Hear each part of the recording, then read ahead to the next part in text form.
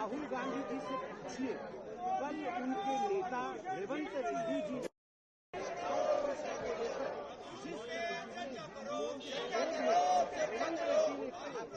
और जिस प्रकार से हिंदी गठबंधन के मोदी जी ने कहा जिहाद पार्लियामेंट तक आ गया, जब सब का प्रहार होगा हम जिहाद करेंगे, कह रहे हैं ये वही रेवंत होंगे। हाँ, वी आर मुस्लिम पार्टी, ये रेवंत रेड्डी ने कहा था। मैं पूछना चाहता हूँ, जब अभी लोग भी पूछेंगे,